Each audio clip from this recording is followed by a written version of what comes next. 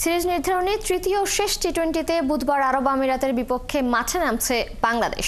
শারজায় বাংলাদেশ সময় রাত 9টায় শুরু হবে খেলা।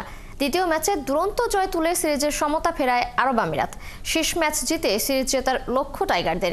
একাদশে আসতে পারে একাধিক পরিবর্তন। রহমান পেয়ারের রিপোর্ট। ঘরে বাইরে বাংলাদেশের ক্রিকেট দুঃসময়ে। আরব আমিরাতের বিপক্ষেও এখন টি-20 সিরিজ হারের চোখ রাঙানি। মনোবলে চাঙ্গা র্যাঙ্কিং এর 6 ধাপ পেছনে থাকা আমিরাতি।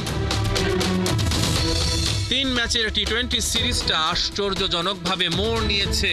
শারজা ক্রিকেট স্টেডিয়ামে তৃতীয় ম্যাচটা সিরিজ ডিসাইডার হবে, যেখানে স্বাগতিকদের সামনে কেবল 2-1 ব্যবধানে জয়ের সুযোগই থাকবে না, বরং প্রথমবারের মতো পূর্ণ সদস্য দেশের বিরুদ্ধে সিরিজ জয়ের হাতছানি থাকবে। টাইগাররা কি শেষ ম্যাচ জিতে সিরিজ হারের লজ্জা থেকে বাঁচতে পারবে? সিরিজটা বাংলাদেশ জয় দিয়ে শুরু করে, তবে দ্বিতীয় ম্যাচে আরব আমিরাত শক্তিশালীভাবে ফিরে আসে। এক বল বাকি থাকতে হাই স্কোরিং থ্রিলার জিতে নেয় স্বাগতিকেরা। সিরিজে 1-1 সমতা। দ্বিতীয় ম্যাচে মাত্র 42 বলে 82 রান করে মোহাম্মদ ওয়াসিম আরব আমিরাতের জয়ের নায়ক। প্রথম ম্যাচেও তিনি হাঁকিয়েছিলেন হাফ শতক।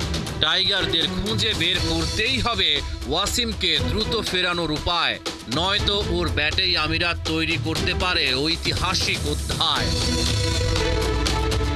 ভীষণ চাপে কাপ্তান লিটন দাস দ্বিতীয় ম্যাচে 40 রান করেছেন 125 স্ট্রাইক রেটে।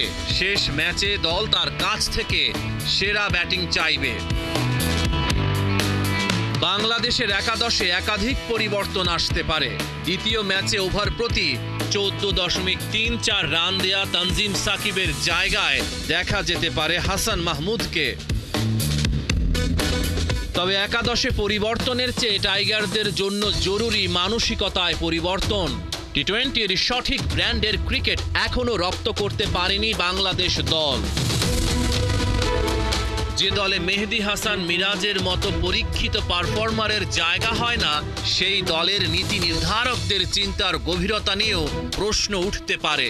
বিপিএল এর সেরা ক্রিকেটার মিরাজের জায়গা হয়নি টি-20 দলে, অথচ তাকেই পিএসএল এর দল লাহোর কালান্দার্স ডেকেছে।